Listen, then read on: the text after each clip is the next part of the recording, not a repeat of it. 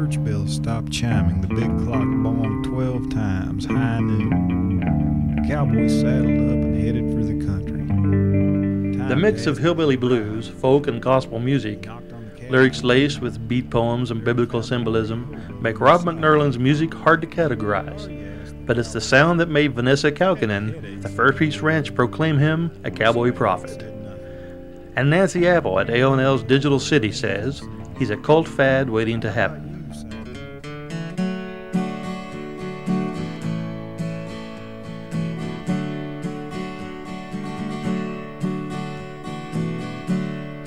Early morning, almost dawn. I saddled the pony I rode in on. You know I told you I must go, as my cowboy boot heel taps out the rhythm of my soul.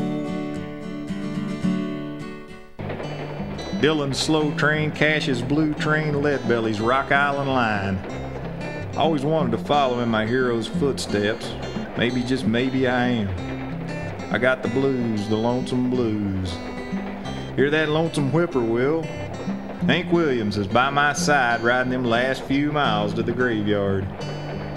This train was bound for glory. I started out with these records of my parents' son records with Johnny Cash and Little Richard and Chuck Berry and Dad's old Tex Ritter albums and Hank Williams. And besides that, we had the hymns in church and had a great pastor in the church that played guitar and sang cowboy songs and had a horse that did tricks, and he would show up in this big Western outfit, and it was like Roy Rogers coming to the house. And those influences just swept me away. And later on, because you'd be listening to a Johnny Cash record, and you'd read on the notes that it was a Bob Dylan song he was singing, so you'd have to go check out Bob Dylan. And reading about Bob Dylan, you'd hear about Woody Guthrie, and you'd have to check out Woody, and in finding out about Woody, you'd hear that this kid named Ramblin' Jack Elliott was hanging out with him. And so, you know, the influences just kept piling on. It was like a big musical chain. Just, you know, link after link, you discovered new things. And so then, you know, I actually met Ramblin' Jack Elliott. We compared cowboy hats and became friends. And before too long, I was on the road with him some, playing shows. And then he was recording on one of my records. McNurlin's sophomore release, Cowboy Boot Heel, contains a song with Jack Elliott reminiscing about Woody Guthrie. The album was produced by John Carter Cash and recorded at Johnny Cash's infamous Cabin Studio. Songwriting. Oh man, when did I start songwriting? I remember sitting in school during study hall, writing songs instead of doing my homework. So that's the earliest I remember trying to write songs. But I don't know why I even started. I guess it was because all of my heroes, Hank Williams wrote songs, you know, Johnny Cash wrote songs, and so I thought, well, I need to write songs. And inspiration can come from listening to those folks' songs, hearing the train, had a train track down over the hill from our house, and hearing the train late at night, that was a big inspiration. You know, another big inspiration is the songs in the hymnals at church.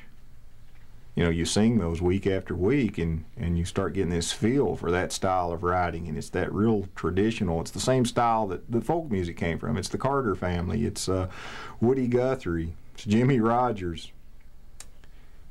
You know, but then you start reading, you hear these surreal lyrics of Dylan's, and this beat mentality of Jack Elliott, and so you read a little bit of Kerouac, and you realize how that writing style's right there with John the Revelator.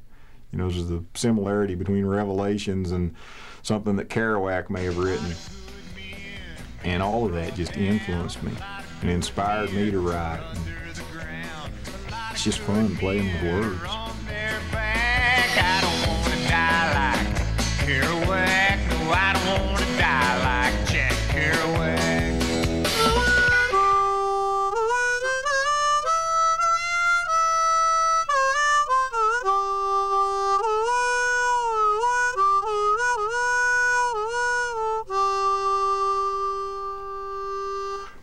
Yeah, my grandmother gave me my first harp when I was about 5 years old. It was a old Honer, and the whole top was busted off. But I remember carrying it around in this very field here with the barn, and you know, playing the harmonica, trying to imitate the trains over the hill.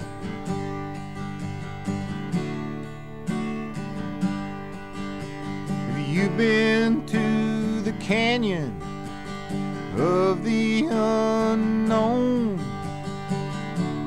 Cross the desert and touch the bones of the jackal and the sphinx in the painted sand.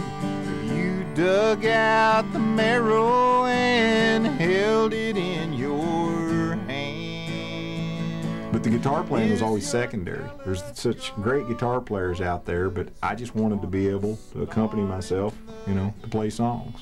I wanted to sing, and I thought, well, playing the guitar is the best way for me to not have to have a band with me all the time. Two young girls dressed like angels, each with two eyes of fire, biting the crust. The release of Lonesome Valley Again in 2003 shows Rob still firmly planted in tradition and reaching a new level of surrealism with his lyrics. The combination landed the album on the Americana music charts. Exotic fans held in the hands of lily-white maids of the East. They may distract you and hide the fact you missed out on the big feast. Rob has toured and recorded with Ramblin' Jack Elliott, performed so many times with the Nitty Gritty Dirt Band, they claim he's the official opener in the Kentucky area. He's also shared the stage with acts as diverse as Hot Tuna, John Hartford, Riders in the Sky, and Jim Lauderdale. Along with clubs, coffee houses, fairs, and festivals, Rob has appeared at Jorma Kaukonen's Fur Peace Ranch, Nashville's Bluebird Cafe, and landed on syndicated radio shows such as Mountain Stage and Woodsong's Old Time Radio Hour. His music also graced award-winning documentaries including Kentucky's Land of Tomorrow, starring Richard Thomas. With his singing, songwriting, guitar, harmonica, and cowboy image, Rob McNurlin is proving himself to be a link in the musical chain. Two irons in the fire, one is a liar.